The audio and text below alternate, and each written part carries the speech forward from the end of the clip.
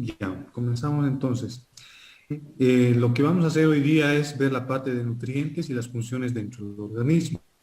Se había mencionado de que a nosotros nos interesa estudiar los nutrientes en función qué papel juegan dentro de nuestro organismo y después de esto vamos a comenzar a describir ciertas funciones que tiene el organismo dentro del proceso de lo que es la nutrición, tomando en cuenta que les había indicado también en una anterior clase de que la nutrición lo vamos a estudiar desde la nutrición como proceso, tomando en cuenta cada uno de estos procesos, desde la digestión, la absorción, el metabolismo y la excreción de los nutrientes. Entonces, empezamos indicando de que existen dos tipos podríamos clasificar a los nutrientes como nutrientes esenciales y nutrientes no esenciales.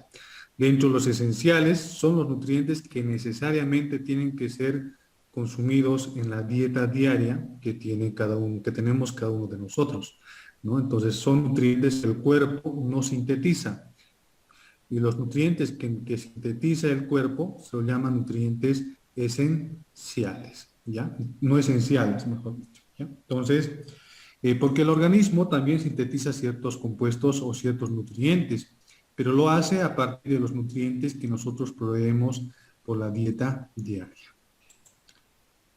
Otros conceptos que vamos a utilizar a lo largo del manejo de los nutrientes son los requerimientos y recomendaciones. Entonces, ¿qué es un requerimiento? Es la cantidad de nutrientes que requiere cada persona. Estamos hablando en términos de individualidad, que cada persona requiere, ¿no? Entonces, el requerimiento siempre va a ser diferente de una persona a otra persona. ¿Por qué? Porque hay ciertos factores que condicionan el requerimiento, como la actividad física, cuántas horas caminas, ¿no? Qué actividad física realizas, qué edad tienes, qué sexo tienes. Entonces, todo eso determina el requerimiento, ¿ya? Entonces, por el requerimiento tiene que ser personalizado, ¿no? El cálculo de algún nutriente tiene que ser siempre personalizado. Entonces, hablamos de requerimiento cuando hablamos de un individuo o una persona.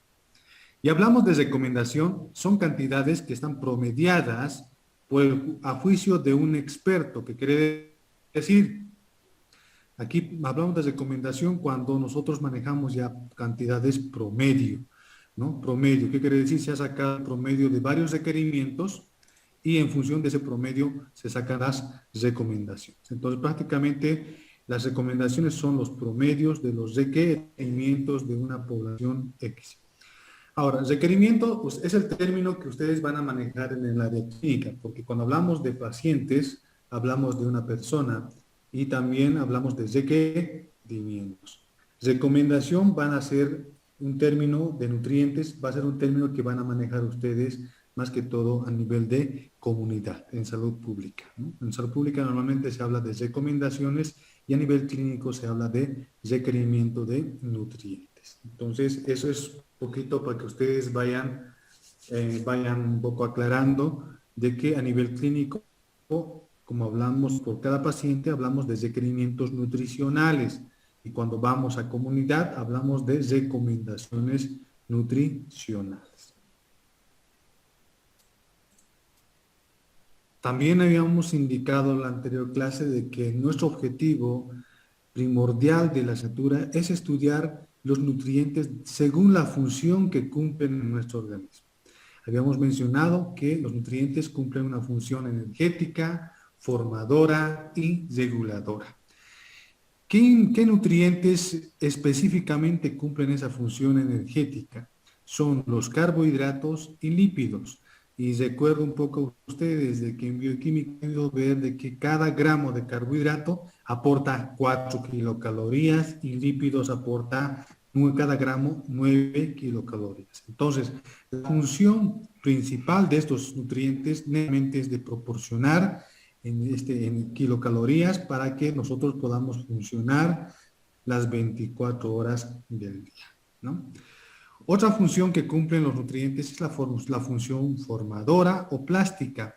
El nutriente encargado para poder cumplir esta función formadora. ¿Formadora por qué?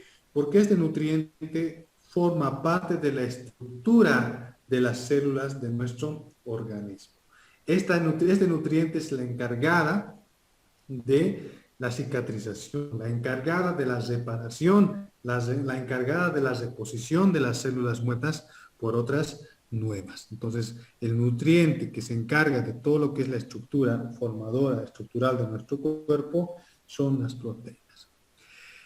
Otro tipo de función que cumplen es la función reguladora. Esta función que regula todo el proceso de la nutrición, de la digestión, la absorción, el metabolismo, la excreción, está justamente en el metabolismo, está encargada de la regulación de las vitaminas y los minerales.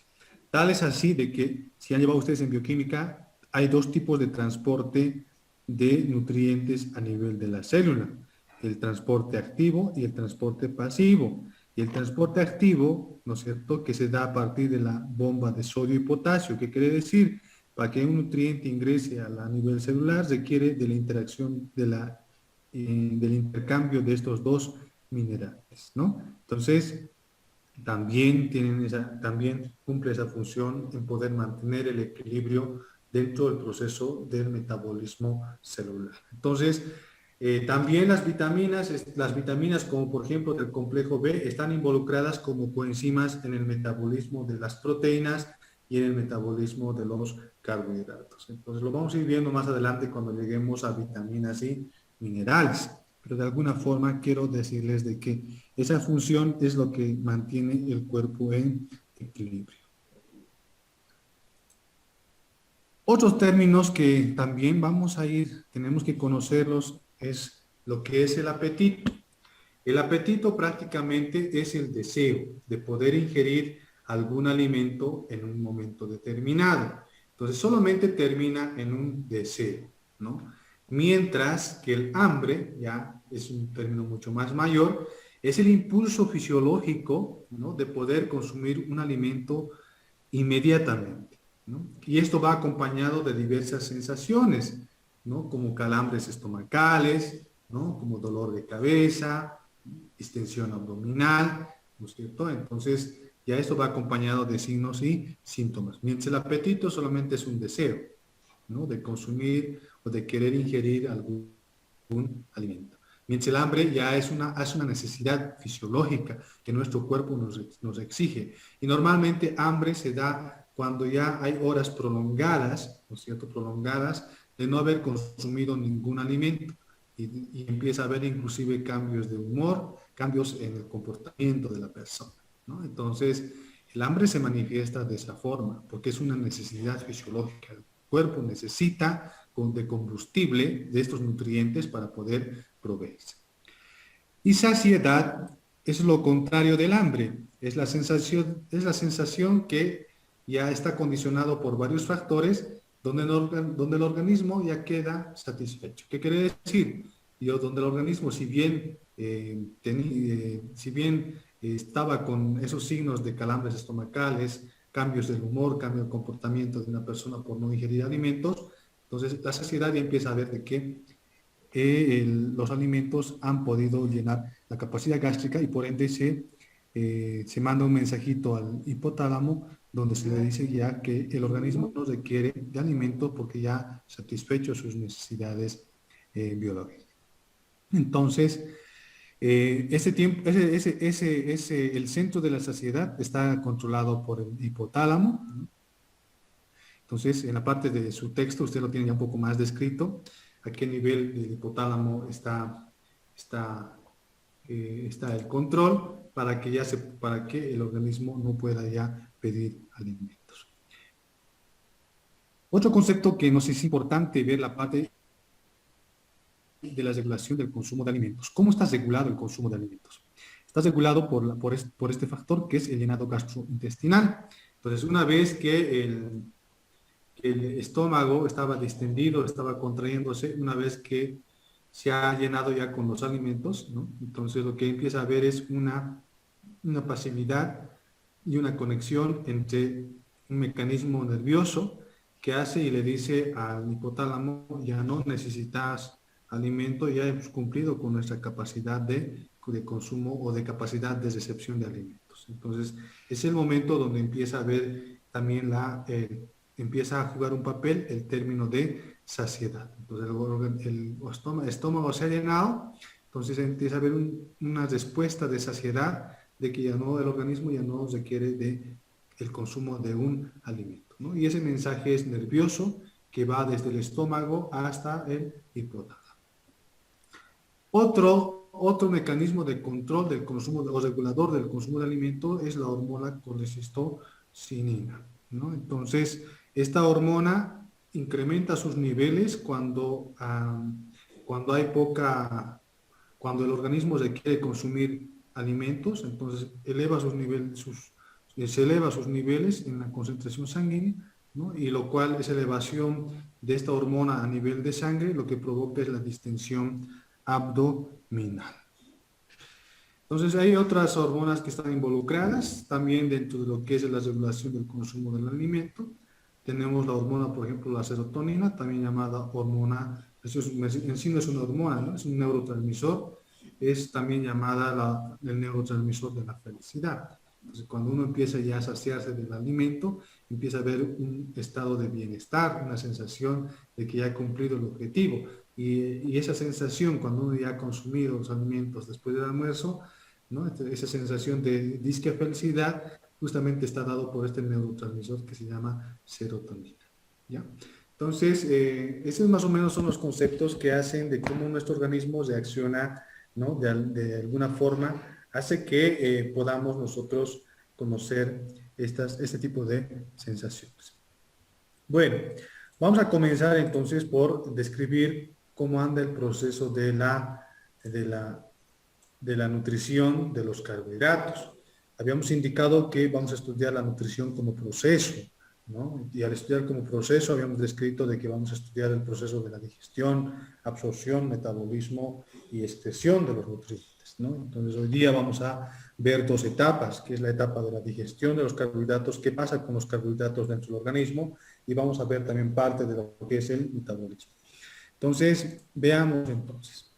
¿Qué es lo que pasa una vez que nosotros consumimos carbohidratos en forma de cereales, ¿no? No se olviden de que los carbohidratos están en los cereales, como el arroz, como el trigo, el maíz, ¿no? Y también en las leguminosas, como las lentejas, como el maní, ¿no? Entonces, la haba seca, la haba verde, no es la haba deshidratada o seca también, porque habíamos indicado que la haba verde y la arveja verde en el grupo de verduras son consideradas como verduras, ¿no? No como leguminosas. Entonces, las leguminosas solamente están presentadas en estado seco. Entonces, suponiendo que se van consumiendo arroz, maíz, todo aquello, entonces esos alimentos son ricos en carbohidratos, entonces la digestión comienza ya en la boca, ¿no?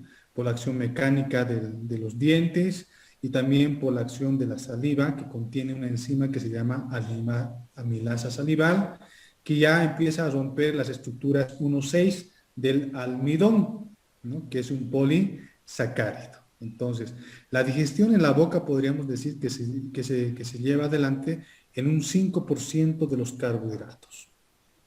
Una vez que estos carbohidratos pasan por la acción de la saliva, de la amilasa salival, viajan por el esófago y llegan a nivel de estómago, parte inferior y primera porción del duodeno.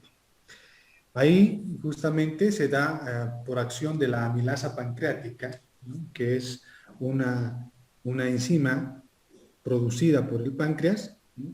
Empieza a accionar y empieza a producirse el 40% de la digestión de los carbohidratos. ¿Qué quiere decir? Que todos los carbohidratos, comenzando desde el almidón, se van convirtiendo en disacáridos hasta llegar al estómago. Una vez que se han convertido en disacáridos, ¿no? Entonces empieza a ver que los disacáridos también son accionados por las enzimas del duodeno, de la segunda y tercera porción del duodeno, que son las disacaridasas. Entonces, los disacáridos están conformados, habíamos indicado, por dos monosacáridos. Entonces, estas disacaridasas lo que hacen es fraccionar estos disacáridos en dos monosacáridos. Y al fraccionar en dos monosacáridos, ¿qué es lo que sucede? Se convierte entonces los disacáridos en glucosa, en galactosa y en fructosa, ¿no? Entonces, y estos disacáridos son absorbidos por el torrente sanguíneo y pasan posteriormente al hígado y así sucesivamente. Entonces, el proceso de digestión se da a nivel de duodeno, entre la segunda y tercera porción, se da de un 55%, así concluyendo y convirtiendo en monosacárido. Entonces, si se dan cuenta, el polisacárido así convertido en disacárido y el disacárido así convertido en monosacárido para ser absorbido hacia el torrente sanguíneo. ¿Y qué es lo que pasa? Una vez que ha sido conducido al torrente sanguíneo, a nivel hepático se almacena en forma de glucógeno hepático y a nivel muscular se almacena en forma de glucógeno muscular, ¿no? También les había indicado de que el glucógeno en el hígado está almacenado entre 150 a 200 gramos y a nivel muscular está almacenado entre 250 a 300 gramos.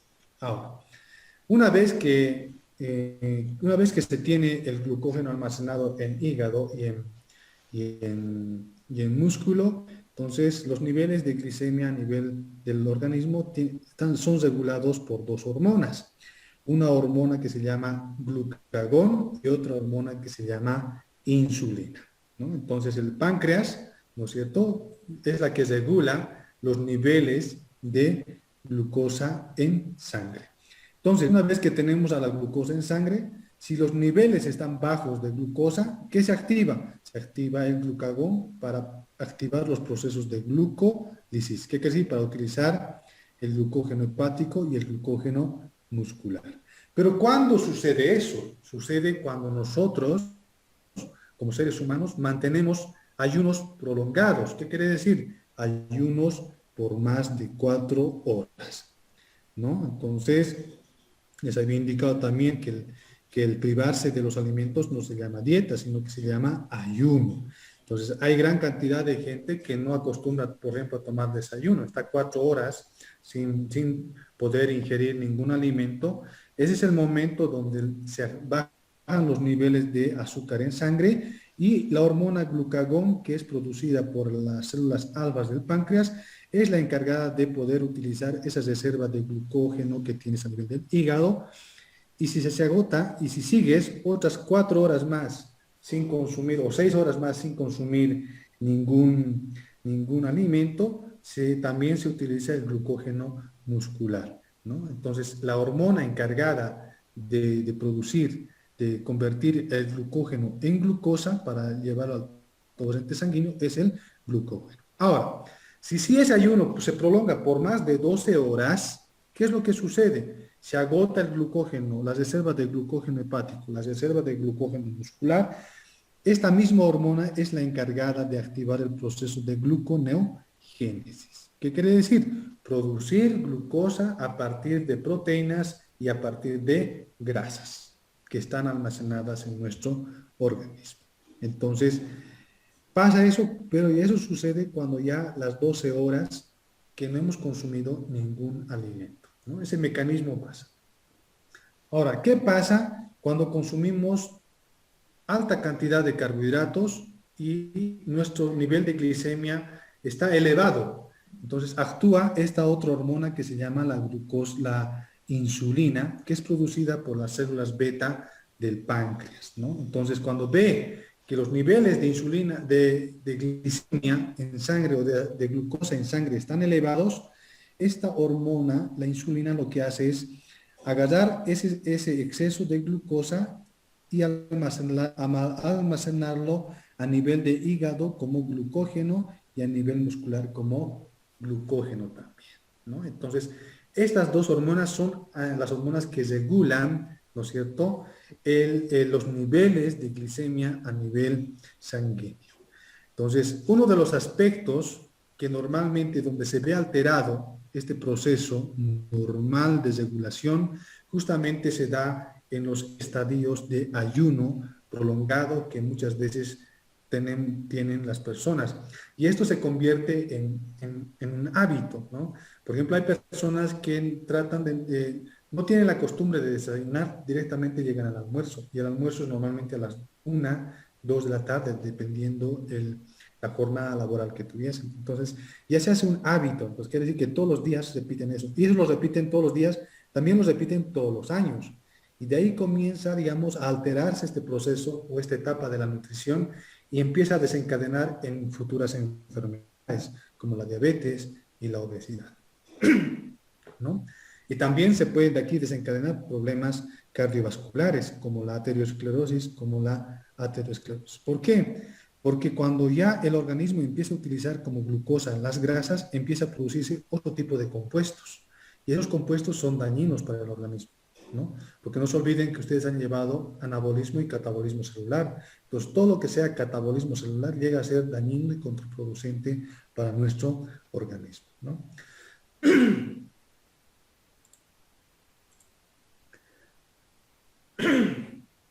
Perdón. Entonces, aquí tenemos ya de una forma mucho más resumida, ¿no? Entonces, estas dos hormonas se inhiben a ambas. Cuando aumenta el nivel de glucagón, disminuye el nivel de insulina. Cuando aumenta el nivel de insulina, disminuye el nivel de glucagón. Entonces, estas son las dos hormonas que son encargadas de la regulación de los carbohidratos, o mejor dicho, de la glucosa a nivel sanguíneo.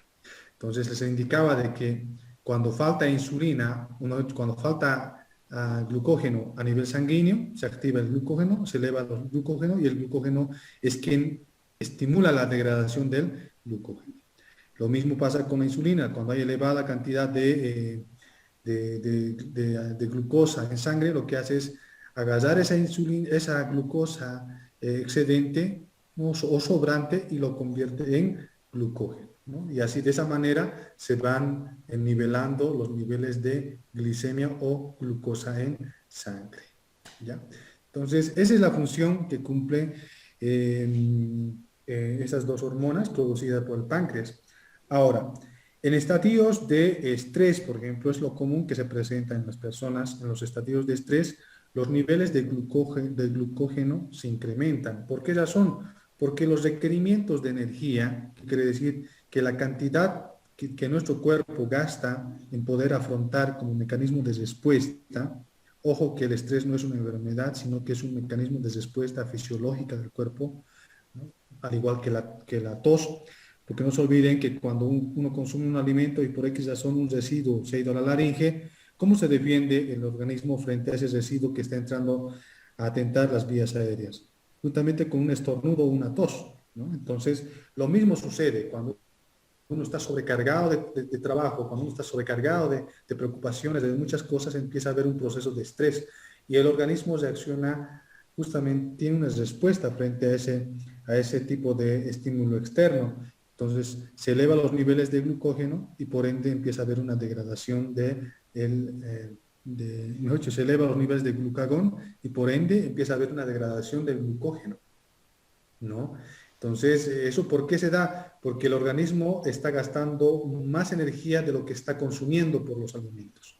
Entonces, la actividad mental, la actividad física que uno tiene, entonces no está compensando, ¿no?, el consumo de alimentos. Y por ende el organismo acude a este tipo de, de acción metabólica para compensar y mantener los niveles de glicemia sanguíneos bajo la normalidad, ¿no? Eso también han llevado a fisiología. ¿De cuánto es la glicemia normal en sangre? A ver, vamos a hacer un ejercicio con uno de sus compañeros para que nos pueda apoyar. ¿Quién quiere apoyarnos?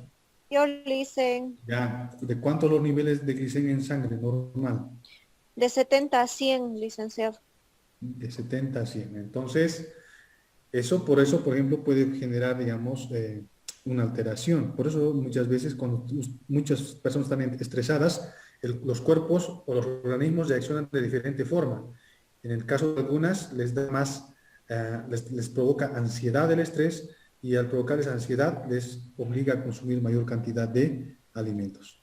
Pero en otras personas, como el caso mío, por ejemplo, cuando estoy estresado por cuestiones laborales, lo que menos quiero es pensar en alimento, ¿no? Y me mantengo entre 12 horas, quizás hasta 15 o 20 horas en estados de ayuno. Y eso es malo, ¿no? Porque alteras este proceso fisiológico y haces que otros procesos fisiológicos se alteren y al final lo que hacemos solamente es sobrecargar de trabajo al páncreas. Y al sobrecargarlo de trabajo al páncreas, es lo que el páncreas muchas veces con el tiempo y con el pasar de los años empieza a enfermarse, dando como origen a las enfermedades como por ejemplo la diabetes, que se da por una resistencia insulínica.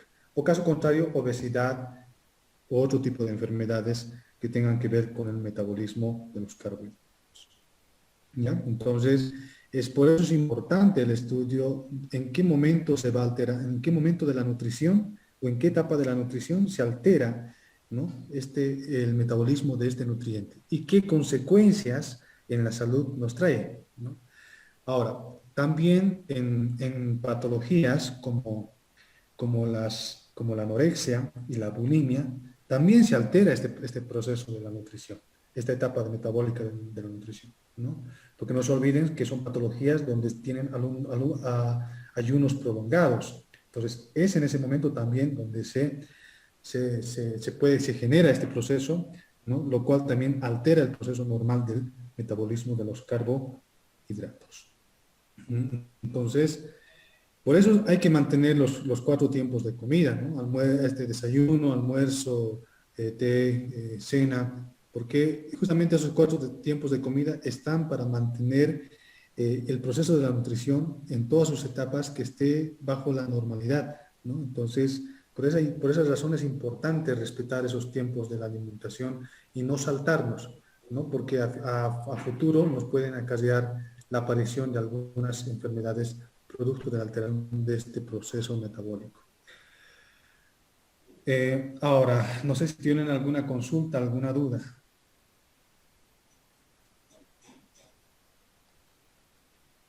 Bueno, ahora muchos se preguntarán, licenciado, ¿qué pasa con los pacientes a quienes se somete a ayunos intermitentes o aquellos pacientes prequirúrgicos que se somete a ayunos muchas veces de 12 horas y a veces no hay quirófano y por la espera se los somete a 24 horas de ayuno? Bueno, esos ayunos son transitorios, ¿no? Porque solamente duran un día o es una vez al mes, ¿no? Pero hay personas que tienen ayunos prolongados de por vida, ¿no? Son 4, no desayunan, por ejemplo, no tienen el hábito de desayunar y directamente almuerzan a la 1. Entonces ahí tenemos 4, casi 5 horas de ayuno que están repitiendo como parte de sus hábitos. Entonces en ese caso, el páncreas va trabajando en esas 5 horas lo que sucede acá. Entonces el páncreas también tiene que ver que el cuerpo es como una especie como un auto. Mientras menos le cuido, le llevo por caminos pedregosos, le lleno por ríos, no lo cuido el auto me va a durar menos años. Lo mismo pasa con el organismo. Si yo no lo cuido y lo voy sacrificando y lo voy sometiendo a periodos de estrés, a estadios de ayuno prolongado, entonces el cuerpo también me va a durar menos, ¿no? Entonces lo mismo pasa con los órganos. Entonces mientras menos lo cuidamos, menos tiempo nos duran y más rápido se nos enferman. De ahí por esa razón aparecen las enfermedades, ¿no? Entonces, eso es lo que tenemos que tomar en cuenta, ¿no? Por eso estamos llevando lo que es la nutrición como proceso, con sus diferentes etapas de la digestión, la absorción y el metabolismo, la excreción de los nutrientes. Entonces, acá han llevado ya lo que es la digestión de los nutrientes, que también puede verse alterado, porque hay personas que no tienen tienen enfermedades que tienen que ver con la producción de saliva, entonces no van a tener la suficiente cantidad de amilasa salival para degradar ese 5% de carbohidratos. Entonces, y otros que sufren de gastritis, sufren de úlcera, ¿no? Tanto duodenal como de estómago, entonces va a haber también una disminución de la digestión de los carbohidratos. Entonces eso lo vamos a ir viendo con más detalle en dietoterapia. Pero si se dan cuenta, hay N tipo de factores que pueden de alguna forma alterar la digestión de los carbohidratos y también alterar el metabolismo de los carbohidratos, ¿no? Entonces, eso es lo que quiero que vayan entendiendo ustedes. Y producto de estas alteraciones se manifiestan las enfermedades. Por lo menos estamos hablando del 90% de las enfermedades que se conocen hoy en día en nuestro medio. Bueno, aquí lo vamos a dejar, aquí lo vamos a cortar, chicos, la clase cortita, porque justamente tengo una reunión planificada, pero si hubiese alguna duda, alguna consulta, sería bueno que me lo hagan, ¿no? Inclusive del diario vivir de ustedes. para poder ir aclarándoles ya y aplicando más al análisis de los cuidados de enfermería.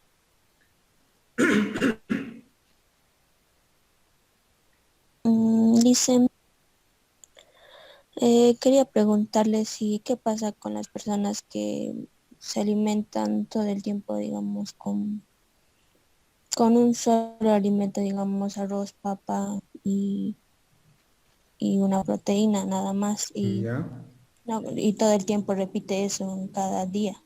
Ya. Bueno, si se va dosificando entre el desayuno, el almuerzo, el té y la, y la cena, el cuerpo se empieza a adaptar. Mira, por ejemplo, te contaré esto del altiplano. En el altiplano consumen más cereales y tubérculos, como la papa, ¿no? El chuño. Entonces, aquí en el valle consumen un poquito más variado y en el llano consumen un poquito más, son más consumidores de carne que cualquier otro alimento, ¿no? Entonces, de acuerdo a las regiones, el organismo se ha ido adaptando, ¿no? Ahora, ¿qué es lo que pasa? En el altiplano toda una vida han ido consumiendo carbohidratos, ¿no? Y poca cantidad de carne. Pero el organismo ha ido adecuándose en el sentido de que estos alimentos, si bien han sido monótonos, ¿no? Pero han ido dosificándose en el almuerzo, en el desayuno, almuerzo, té y cena. Entonces no ha habido mucho problema, ha habido un aprovisionamiento constante de glucosa a nivel sanguíneo, no ha sido tan variante, ¿no? Pero ¿qué pasa con aquellas personas que no consumen ciertos tiempos de alimentación? Se saltan y eso lo vas repitiendo por días y por años, ¿no? El problema es de que ese tipo de hábitos que no son correctos no se manifiestan en el momento, sino que van manifestándose a futuro, donde llega, empieza, y donde ya este órgano que se llama páncreas, ¿no? Empieza a cansarse, a agotarse, empieza a producir menos cantidad de insulina y de ahí ingresan a tener o a manifestar una enfermedad que se llama la diabetes, ¿no? O en algunos casos empiezan a manifestar obesidad. Entonces la obesidad en la diabetes se da por una resistencia insulínica. Quiere decir que hay insulina, pero no cumple esa función porque los receptores celulares no están reconociendo a la hormona insulina como reguladora de la glicemia sanguínea, ¿no? Entonces, no pasa nada, solamente que el aporte de proteínas y vitaminas y minerales va a estar disminuido y posiblemente sufra de otras carencias como anemia, por no consumir carne roja, ¿no es cierto? Puede sufrir de queratosis por no consumir carne y aportar vitaminas liposolubles. Eso vamos a analizar justamente en el tema de vitaminas y minerales, ¿no? De cómo eso afecta a nosotros, a nuestro organismo. Entonces, solamente tienes una alimentación, lo que tú mencionaste es una alimentación monótona, pero si está fraccionado en el desayuno, almuerzo, té y cena, no sobrecargas al páncreas y por tanto no te llegaría, digamos, a afectar. Pero sí, esa insuficiente cantidad de proteína que no estás consumiendo y de vitaminas que no estás proveyendo por las frutas y las verduras, eso te va a provocar otro tipo de enfermedades carenciales, ¿no? Entonces dicen por la Sí, aclaración. no se preocupe. Bueno, siempre apuntamos a consumir los alimentos en los diferentes tiempos, que estén presentes todos los alimentos, frutas, verduras, carnes, huevos, pero muchas veces es imposible, muchas veces por la economía o también por la disponibilidad, ¿no? Porque muchos no gozamos de refrigeradores para poder almacenar y comprar en cantidades adecuadas la carne, todo aquello, ¿no? Entonces, pero siempre hay que tratar de, más que todo, respetar los tiempos de alimentación. Yo en un trabajo de investigación que hice por ICLA y por San Lucas, vi que la gente consumía mote en la mañana, mote al mediodía, mote en el té y mote en la cena. Obviamente combinado con ciertas verduritas y con con huevo, con carnecitas, ¿no? Pero está bien porque están respetando sus tiempos de alimentación, porque también el cuerpo necesita de carbohidratos durante todo el día, ¿no? Entonces, pero fraccionado en esos tiempos de comida no es bueno, ¿no? Es bueno, por más que sea un solo cereal, es bueno.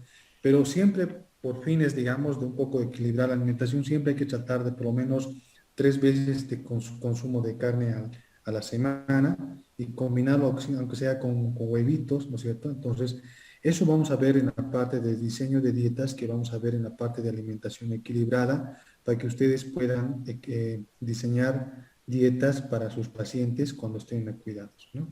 Entonces, los pacientes que sufren, por ejemplo, de que han sufrido una fractura, por ejemplo, no necesitas hacer una dieta terapéutica, lo que necesitas es consumir la alimentación normal, ¿no? Tener una dieta normal.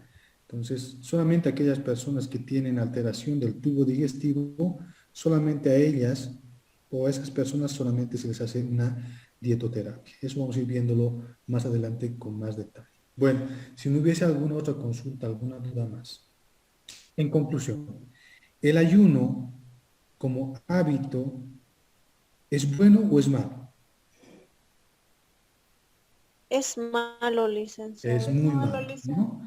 Es muy malo porque activa mecanismos, ¿no es cierto?, que llegan a ser contraproducentes para nuestro organismo, ¿ya? Bueno, hemos dicho que 4 horas el cuerpo, el hígado provee de glucosa cuando no come. Ya más de 6 horas, ¿no? Más de 6 horas el glucógeno muscular. Y a partir de las 6 horas, después de, ya serían 12 horas, ¿no?, que no se consumió nada, entonces empieza a activarse el glucagón y empieza a ser mucho más complicado, ¿no? Entonces, aquí es donde se generan también los radicales libres. Y no se olviden que los radicales libres lo que hacen es acelerar el proceso de apoptosis celular. ¿Qué es la apoptosis celular? Es el envejecimiento prematuro de las células.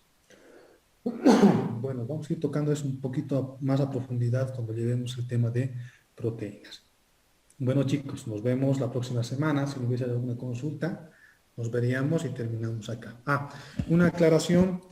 En el libro que les he dado, en el libro los que tienen, van a resolverme el cuestionario de este tema de carbohidratos. Vayan resolviéndome ya el tema de carbohidratos. Y los que no tienen el libro, les voy a pasar en fotito por WhatsApp para que ustedes vayan resolviendo ese cuestionario.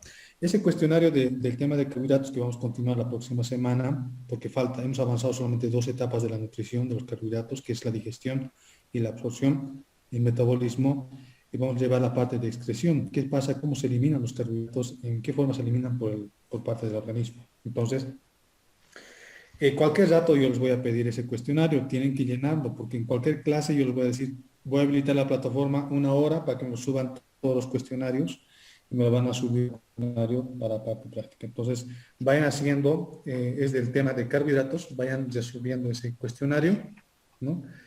Y hay un cuestionario anterior a esto que son de los nutrientes y transformación, que también lo pueden ir resolviendo también antes de carbohidratos, y vayan haciendo. ¿Y cómo vas a resolver el cuestionario? Leyendo el tema de carbohidratos, ¿sí? Entonces, eso vayan haciéndolo, cualquier dato yo los voy a pedir. Licen, a nosotros nos va a pasar